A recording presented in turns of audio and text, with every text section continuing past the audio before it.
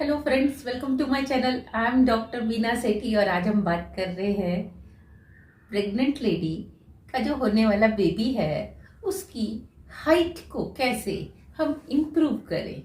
Definitely आपको ये सुन के थोड़ी सी तो हैरानी हो रही होगी कि भाई पैदा होने वाले बच्चे की हाइट के ऊपर भी क्या हम फोकस कर सकते हैं, क्या हम वर्क कर सकते हैं।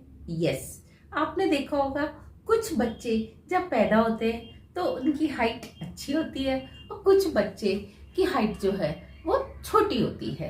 ऐसा नहीं है कि जो लंबे बच्चे होते हैं उनके पेरेंट्स दोनों ही लंबे हों और जो छोटे बच्चे होते हैं जरूरी नहीं कि दोनों के पेरेंट्स की हाइट कम हो। फिर भी कभी कभी जो प्रेग्नेंट लेडी है उसकी डाइट से क्या होता है, बेबी की हाइट डिसाइड होती है। तो आप ध्यान दीजिए कि बेबी की हाइट के लिए बेसिकली 3 हार्मोन्स जो हैं वो रेस्पॉन्सिबल होते हैं। फर्स्ट है ह्यूमन ग्रोथ हार्मोन जो कि पिट्यूटरी ग्लैंड से रिलीज होता है ब्रेन के पीछे, और दूसरी चीज ये लीवर पे जाके वर्क करता है। और दूसरा हार्मोन है इंसुलिन ग्रोथ फैक्टर जिसको हम IGF-1 से भी कहते हैं। ये भी लीवर में ही बनता है और अगर बेबी का लीवर फैटी लीवर है तो थोड़ी सी दिक्कत आ जाती है। इसी तरीके से तीसरा हार्मोन होता है थायराइड। थायराइड छोटे पैदा होने वाले बेबी का भी थायराइड ग्लैंड होती है, उससे कितना थायराइड TSH जो है रिलीज हो रहा है, वो कैसे फंक्शन कर रही है थायराइड ग्लैंड इससे, क्योंकि थायराइड एक ऐसा ग्लैंड है जिससे निकलने वाले हार्मोन्स बॉडी में बहुत सारे हार्मोन्स को, बहुत सारी केमिकल रिएक्शंस के को वो इंड्यूस करती हैं, स्टिमुलेट करती हैं। तो हम देखते हैं कि प्रेग्नेंट लेडी को क्या खाना चाहिए। ये जो मैं आपको छोटा सा डाइट फॉर्मूला बता रही हूँ ये सिर्फ प्रेग्नेंट लेडी के लिए नहीं है। अगर वैसे भी आपका बेबी अगर 18-20 साल का अभी नहीं हुआ और यानी कि वो अभी ग्रोइंग एज में है और आपको लगता है कि आपका बच्चे की ग्रोथ या हाइट जो है वो धीरे बढ़ रही है, उतनी तेजी से नहीं बढ़ रही, तो भी आप पैदा होने के बाद भी बच्चे को अगर आप इस टाइप की डाइट देंगे तो आप देखेंगे कि बच्चे की ग्रोथ हाइट काफी अच्छी हो जाएगी। उसमें सबसे पहले आता है प्रोटीन। बहुत सारे घरों में हम देखते हैं कि बच्चों को अच्छी डाइट नहीं दी जाती, प्रेग्नेंट लेडी भी अच्छी डाइट नहीं लेती, प्रोटीन की कमी रह जाती है। प्रोटीन जो है सारे एंजाइम्स और सारे हार्मोन्स का बेस कंपाउंड होते हैं। तो जब आप गुड क्वालिटी में और गुड क्वांटिटी में अगर आप प्रोटीन नहीं खा रहे हैं तो ना तो आपके बेबी की पेट में हाइट अच्छी होगी और ना ही प्रेगनेंसी जब खत्म हो जाएगी बेबी बाहर आएगा और आप उसको अच्छा प्रोटीन नहीं देंगे अच्छी क्वांटिटी में तो क्या होगा, उसकी हाइट पे इफेक्ट पड़ेगा। तो आप उसको गुड क्वालिटी का प्रोटीन दीजिए। सोयाबीन वाला प्रोटीन ज्यादा अच्छा नहीं होता, आप उसको रेड मीट है, एग्स हैं और अच्छी टाइप के प्रोटीन दीजिए। इसी तरीके से स्लीप, अगर प्रेग्नेंट लेडी स्लीप नहीं लेती है, स्ट्रेस में रहती है, डेफिनेटली स्लीप नहीं लेने का रीजन है या तो उसको एंजाइटी है या उसको कोई डिजीज है या उसको पेन है या वो स्ट्रेस में है। तो इसी तरीके से छोटे बच्चे भी स्ट्रेस में रहते हैं, कभी उनको एग्जाम का स्ट्रेस होता है, कभी घर का माहौल अच्छा नहीं होता और कभी उनके ऊपर पढ़ाई का बर्डन होता है, कभी पढ़ाई के अलावा पीयर प्रेशर होता है उनके ऊपर, जिससे उनकी हाइट चेक हो जाती है और उनकी हाइट नहीं बढ़ती। तो प्रेग्नेंट लेडी को खास तौर से 7-8 घंटे की नींद अच्छे से लेनी चाहिए। स्मोकिंग, अगर बच्चे स्मोक करते हैं या प्रेग्नेंट लेडी स्मोक करती है तो आप देखते हैं कि होने वाले बेबी की हाइट कम होती है। तो स्मोकिंग इज ऑलवेज प्रोहिबिटेड। इसका शायद ही आज तक कोई पॉजिटिव इफेक्ट आपने सुना होगा, इसका कोई भी पॉजिटिव इफेक्ट नहीं होता। इसके बाद आता है zinc. Zinc is the most most most important compound element.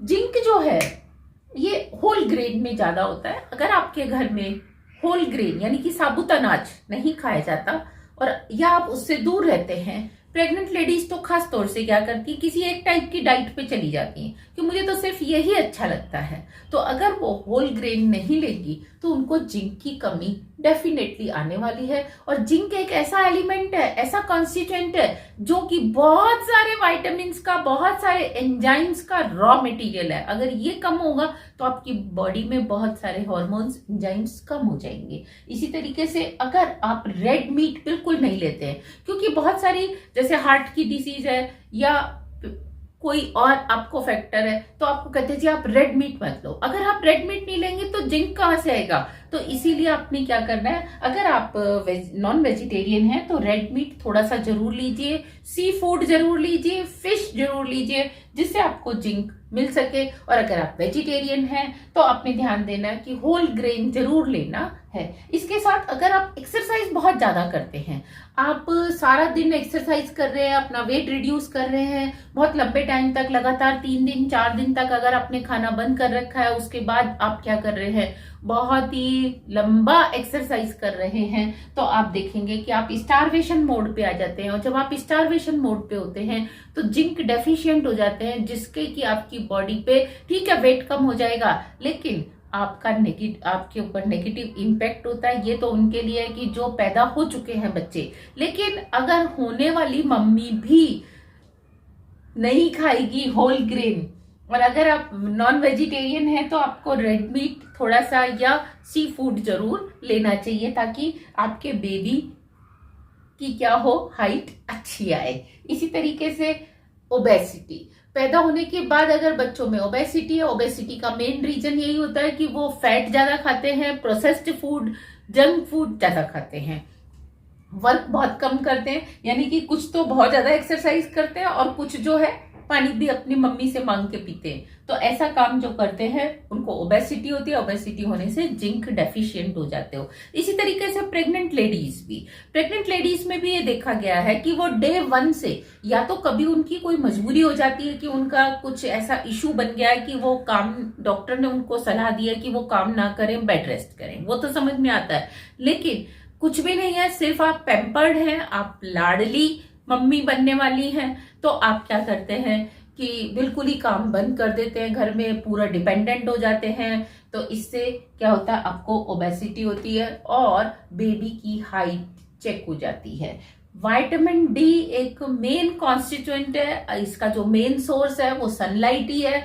अगर आप दिन में थोड़ी सी देर के लिए भी सनलाइट में जाते हैं, सन बाथ लेते हैं, सन में खेलते हैं, काम करते हैं, घर का कोई काम करते हैं, या आपके घर में धूप आती है, तो आपके लिए बहुत ही अच्छी होती है। अदरवाइज इसके सप्लीमेंट्स भी अवेलेबल हैं। अगर आप विटामिन डी अच्छे से ले रहे हैं तो आपके होने वाले बेबी की हाइट भी अच्छी होगी। और बेबी हो चुका है और आप 18 से 20 साल के अभी नहीं हुए हैं, आप अभी ग्रोइंग एज में हैं, तो भी आपको अपनी बॉडी में विटामिन डी के ऊपर फोकस करना है ताकि आपकी हाइट अच्छी आ सके।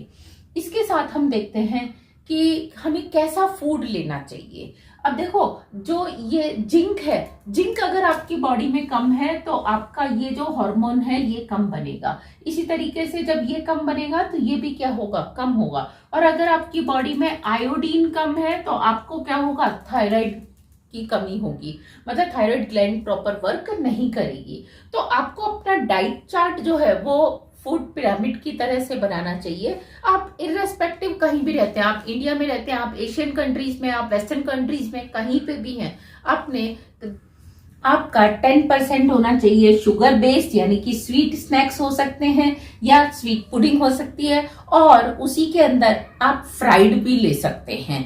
तो आपकी डाइट में केवल और केवल 10% क्या होना चाहिए, 10% स्वीट या फ्राइड होना चाहिए, या दोनों मिला के 10% होना चाहिए।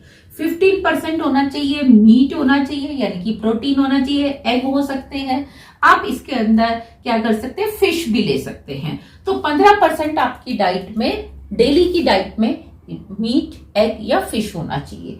20% आपकी डाइट में फ्रूट होना चाहिए। बहुत सारे लोग क्या करते हैं, सारा दिन फ्रूट ही खाते हैं, वो भी गलत है, या किसी किसी की डाइट में फ्रूट बिल्कुल गायब होता है, तो ये भी गलत है। इसी तरीके से 25% वेजिटेबल्स होनी चाहिए। वेजिटेबल आप सैलेड भी ले सकते हैं, वेजिटेबल की आप करी भी बना के खा सकते हैं। कोशिश करके लीफी वेजिटेबल, ग्रीन वेजिटेबल्स को और हो सके तो मल्टी कलर वेजिटेबल्स को लो, जिससे आपको आयोडीन भी मिल जाए, क्रोमियम भी मिल जाए, मैग्नीज भी मिल जाए, सारी की सारी चीजें आपकी पूरी हो जाए। और 30% जिसको कि आप स्टेपल फूड मान के चलते हैं, हर रीजन का अलग होता है, कोई चपाती खाता है, कोई ब्रेड खाता है, कोई राइस खाता है, तो उस स्टेपल फूड में आपके पास ब्रेड हो सकता है, सीरियल्स हो सकती हैं, और कार्बोहाइड्रेट किसी भी तरीके का हो सकता है, तो वो 30% ही हो। ऐसा नहीं हो कि आपकी जो डाइट है उसके अंदर सीरियल्स और जो ब्रेड है वो तो सबसे ज्यादा हो, फ्रूट गायब हो या स्वीट गायब हो। अगर आप फिट हैं तो आपको 10% स्वीट भी खानी चाहिए। तो इस तरीके से अगर आप अपना डाइट चार्ट बनाते हैं अपने रीजन में अवेलेबल डाइट को लेकर, तो आप हेल्दी भी रहेंगे और आपकी हाइट भी अच्छी होने वाली है। Thank you very much, all the very best.